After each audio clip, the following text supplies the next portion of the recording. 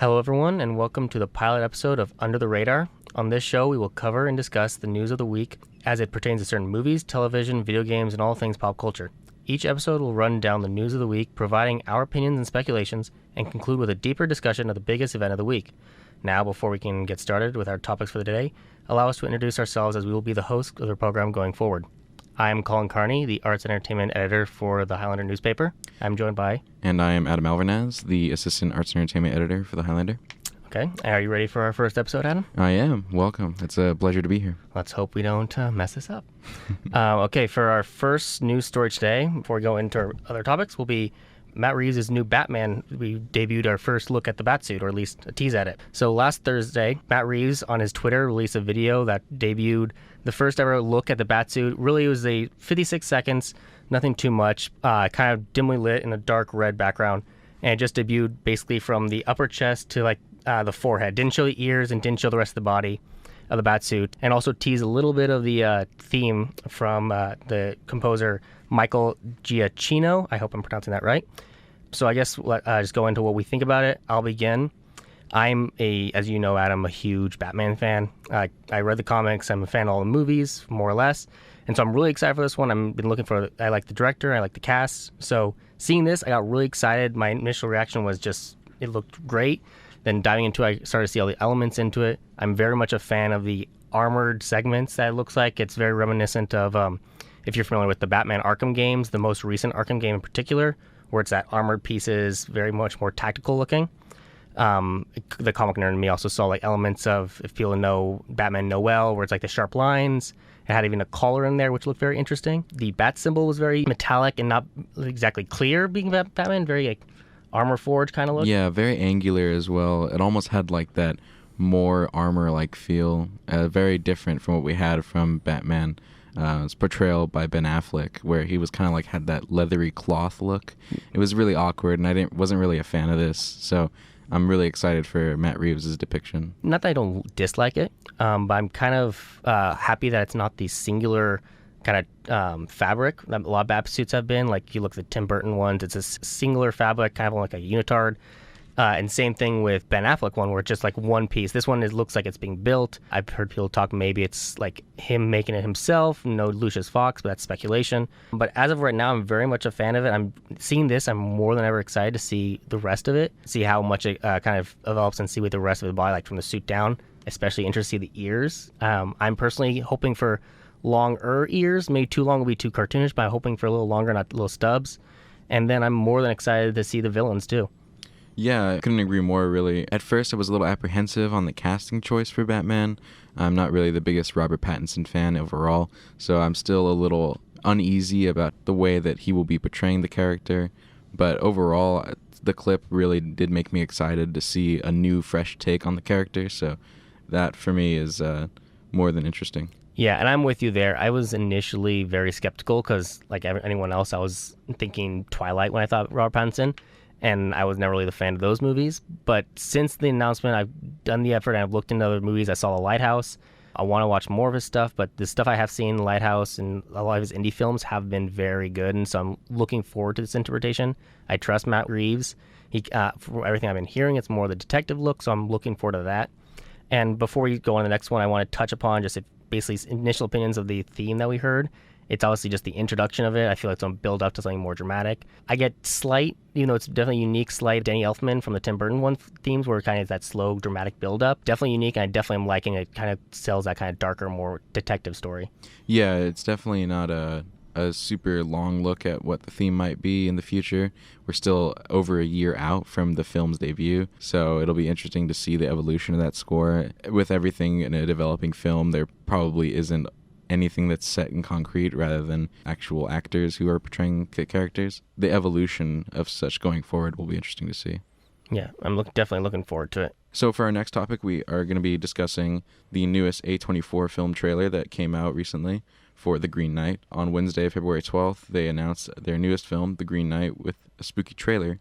And for me, as a literature nerd, it's really interesting as it's a modernized take on the Sir Gawain tale. I don't know if you're familiar with that, Colin, but it's a medieval tale of the Knights of the Round Table, and one of the more lesser characters, Sir Gawain, who goes on a quest to. Is that how it's pronounced? Because I always just assumed it was Gawain, maybe, or I don't know. what I've it is. always heard it say Gawain, so that's how I kind of pronounce it, or have come to sort Be of know familiar the with it. character from. But really, based on the famous medieval tale, it looks like a very more haunting horror type feel. I don't know how you felt about the trailer. I'm definitely interested in it. Yeah, when I was younger, I went through a huge phase where I was very much into the Arthurian tales and legends. I read all of them, and I'm familiar with the general outline of the Gawain story. Obviously, I've bits and pieces I forgot, so I'm looking forward to seeing this. I'm definitely interested in this because I'm happy with 824.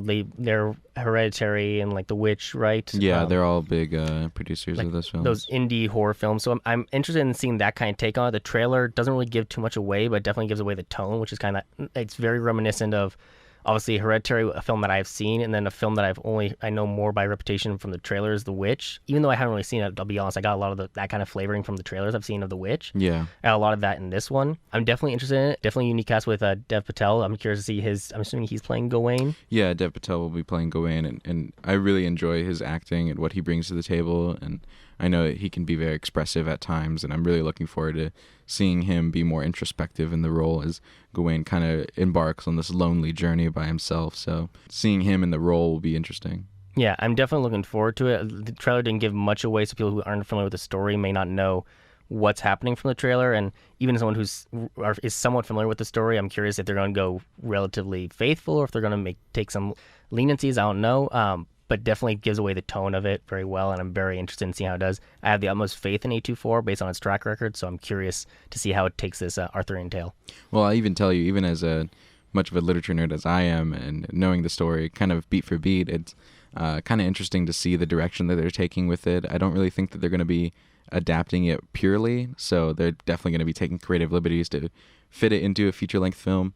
But like you said, I'm also very confident in A24's abilities, and I think that the film should be very successful as it strikes a nice mix of horror and fantasy that they're kind of not really known for, but they have done in the past with Hereditary, as they kind of mix in that weird supernatural into it. Yeah, so definitely I'm curious to see more from that. We can move into our third and final of our news in brief segment before we get into our main topic. On February 14th, Kevin Smith announced the star-studded cast or voice cast for his upcoming Netflix animated series Master of the Universe Revelations. The show, from what I've gathered, is supposed to be a continuation of the 80s cartoon. Basically, the show ended and he wants to finish it as faithfully as he can. The cast included many notable actors such as Mark Hamill as Skeletor and Game of Thrones' Lita Headey as Evelyn. I'm just curious what's your take on the cast and what are some standouts from you? Obviously, I think Mark Hamill, of course, as Skeletor is the big player here, as he's also done great work on villains before, such as the Joker with the Batman animated series. So I am very confident in him giving his take on Skeletor, following what Alan Oppenheimer was in the 80s, sort of like that maniacal weirdo creep that just sits in the castle all day. Is going to be interesting to see out of Mark Hamill. I hope that it's not really a impersonation that he gives on the character, but more so a fresh take on what like an evil genius could be. No, I definitely agree. Honestly, I'm thinking more of like with his Joker in mind, which I'm a huge fan of. I love Mark Hamill and everything he is. You and I are both Star Wars fans, and I'm a huge Batman fan, so also I love his Joker.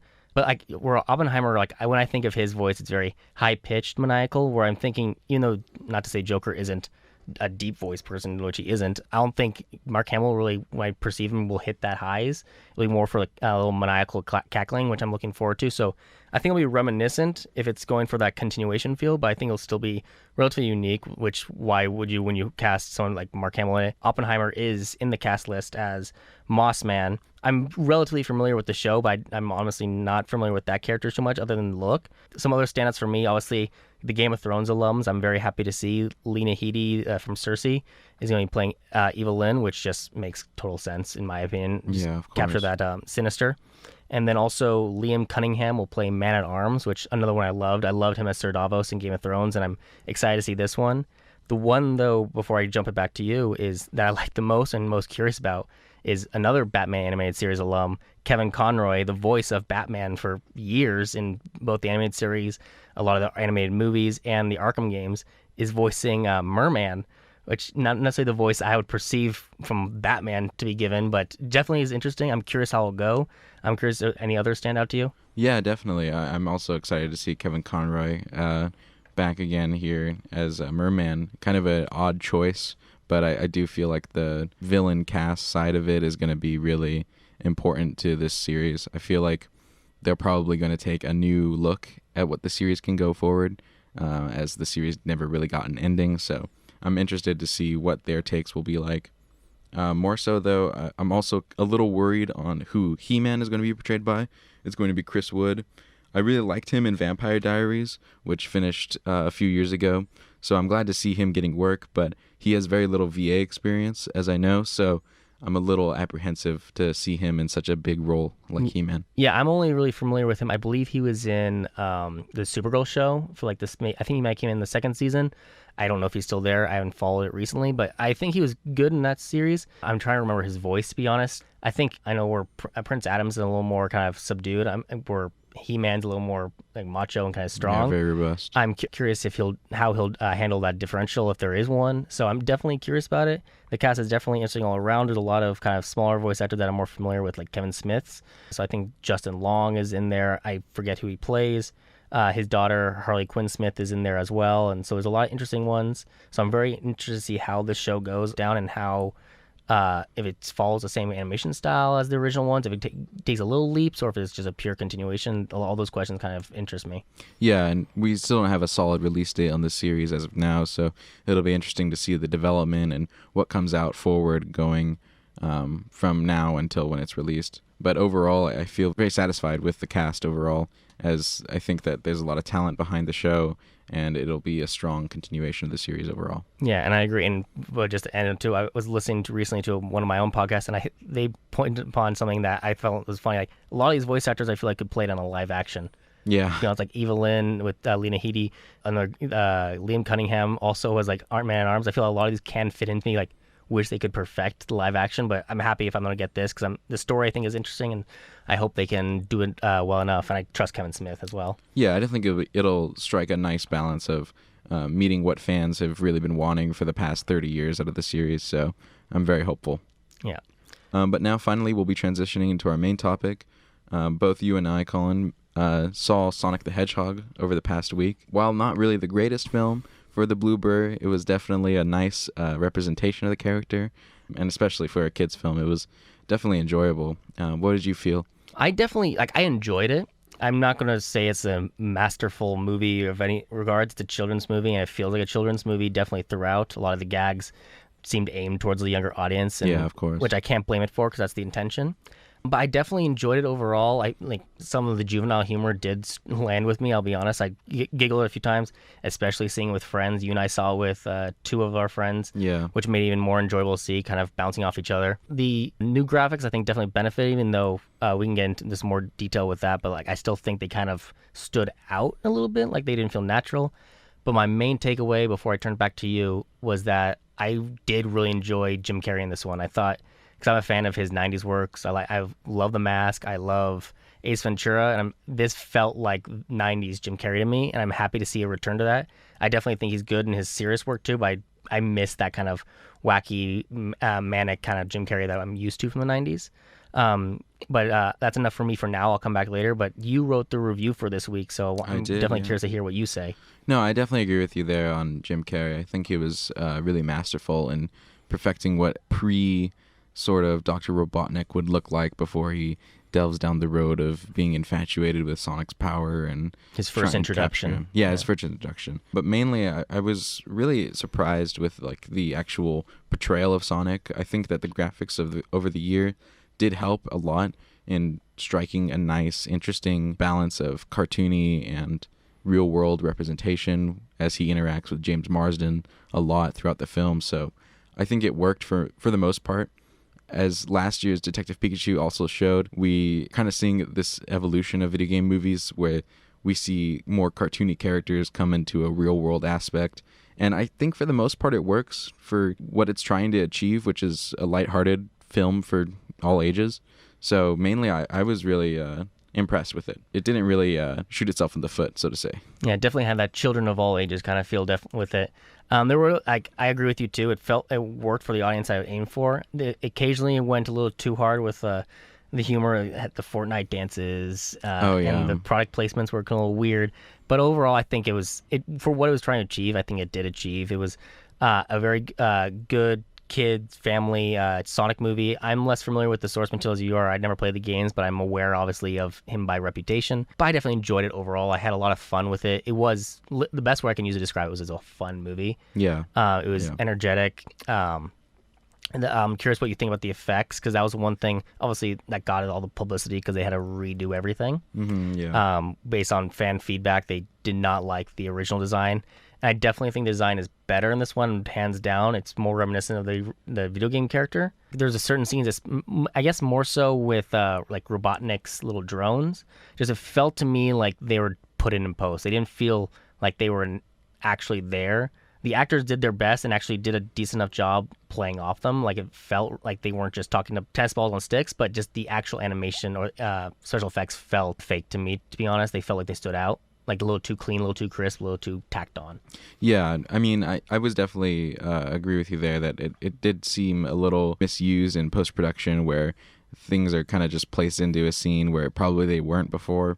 But I think that the work done by the Vancouver Studio Motion Picture Company who animated the film worked for the most part, as they definitely went overtime in trying to develop Sonic's new look and making him fit in the world, as they had a couple reshoots as well. So in that way, I think that they achieved their goal. Unfortunately, now that the animation studio has closed because of the work that they had to do. So while we have a great Sonic look, the animations, there's tons of animators who are now out of a job. So Yeah, which is definitely unfortunate. And also, I'll be curious to see because this movie is doing relatively well. Now, do we have the numbers for the box office? I believe I. yeah, so the movie is actually doing surprisingly well over the 4-day weekend for Valentine's Day as well. Broken an impressive 57 million for an opening weekend, which is the record for the highest grossing opening for a video game film, which is surprising because Detective Pikachu of last year also did great numbers for its weekend, even though it was opening against Avengers Endgame and other movies of the sort. Yeah, I definitely think too. Like, it didn't really have that much competition this weekend. Obviously, it had Birds of Prey, which was R, so it's the audience isn't necessarily the same. Also, that film had marketing issues, but I think this definitely is a move in the right direction. I think it's going to justify, assuming it continues with this pace and also exceeds its budget. Because I don't have the numbers on hand for its budget, especially with the reshoots. But I think this more than justifies that it'll likely will get a sequel. Oh, yeah. Especially without spoiling anything, I will say there is a mid-credit scene, right? We didn't have to wait till the end. Yeah, there is a mid-credit scene that kind of teases what the future of the series could look like. But I definitely think that the legs on Sonic are long enough and that we'll definitely see a huge rise in its box office gains over the next few weeks. So I'm actually really happy to see that. It's always nice to have a video game movie be successful after the years of torment and struggle that they've experienced at the box office. Yeah, I'm hoping for the best with video game movies. I believe we have also coming out, there's a Mortal Kombat being on the works. Yeah. I don't know where in production it is. Also, I have heard recent things about the Uncharted movie, which kind of in fluctuation. Yeah, with Tom Holland. With Tom Holland. There's even the Metal Gear Solid movie that's kind of moving forward in some ways. It's still in pre-production, kind of in that limbo before it even gets greenlit. So we'll have to wait and see as to what the future is for video game movies overall. But I think that with these last two movies, it sets a really nice trend. Yeah, I'm hoping for the best with these, and hopefully the trend does continue. Obviously, it takes one flop really for people to lose interest again and kind of just, sweep them aside. But Detective Pikachu was definitely breath of fresh air. There was definitely fun. Same thing with Sonic. I'm curious with now like the next one we mentioned, like Uncharted and Mortal Kombat, are definitely gonna be a more serious tone, which will be a different. It seems so far that the video game movies that have worked have by and large been family focused kid movies, Pikachu and Sonic, and so I'll be curious to see if they can nail the template for a mature PG-13, maybe even R for whatever Mortal Kombat ends up being. I'm curious if we can land that footing. I'm hoping for the best. I'm definitely because I like the source material personally of Mortal Kombat. I'm more surface level with Uncharted, but I'm hoping that this is a light for the future.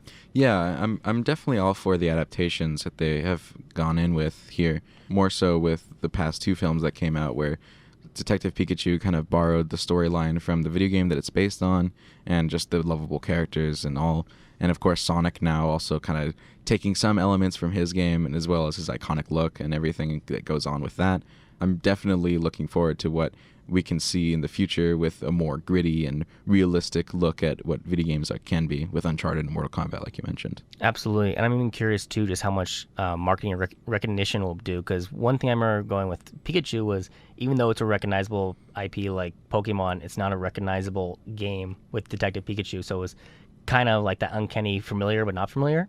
Sonic had a little more familiarity with it. It also had the bad press, which is good press, that of the reshoots, which got a lot of attention.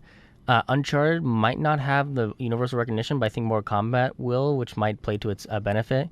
But that only will really affect its initial box office. So hopefully, like I keep saying hopefully, but I'm hoping for the best with these ones, and I want to see video game movies jump off, because there's so much material that they can pull from. They don't even have to do direct adaptations. They just need to take the characters and do new and unique stories to put them in. Yeah, and I definitely think that the trend currently is moving forward with that, as these studios are kind of finding inventive ways. I wasn't really a big fan of Sonic and James Marsden's relationship, as it's kind of is really just a stand-in for the audience of just like reacting to what Sonic does and how fast he is and kind of everything that we've come to know the character for. So at times it gets repetitive, but definitely I think in the future for the sequel they'll probably want to move away from that and explore more of like the cartoony world of the character. It would be curious to see if they lean more heavily on the actual universe of Sonic, and like less on humans and more on the actual. Are they? I don't even know the games. Are they aliens? Is that the right term for them? They're like anthropomorphized animals, more so. Okay, but yes, I'm curious if they can carry their own movie. Just how my brain works makes me think of how much I want a Transformers movie with just Transformers. I don't need these humans bogging down the story. So I'm curious how that'll go. I was similar with you. James Marsden was just kind of meh for me. It's kind of funny how we've kind of gotten this genre now of animal human like road trip movies. Yeah. But yeah, I'm definitely, like I said, I keep saying I'm hopeful, but I'm curious to see where the Sonic franchise goes with this. How fast they move with it will be another curious thing to see too, if we have to wait a while with all the behind the scenes drama. Right. And then obviously with these other video game movies, that this is a bright step towards a brighter future. Yeah, like you said, I'm definitely looking forward to what the future holds for video game movies overall. I was actually a little disinterested in James Marsden, even though he's a great actor. I really like him in Westworld, as his character in that story has a really interesting arc. It was kind of unfortunate to see him play a backdrop, even though the main draw of the movie is for Sonic. No, absolutely, yeah. And I was a fan of him in Westworld, where you see the development of realizing the world he lives in. I wouldn't mind seeing him in a future one if they can make the character a little more interesting or a little more less cartoonish. Ironic to say when he's up against an actual cartoon. Right. But yeah, so it's curious to see how that goes. And I believe that exhausts all the time we have for today. I'd like to thank everyone for joining us for our pilot episode of Under the Radar. Be sure to join us next week, where we will discuss and review the first episode of the new season of Star Wars: The Clone Wars.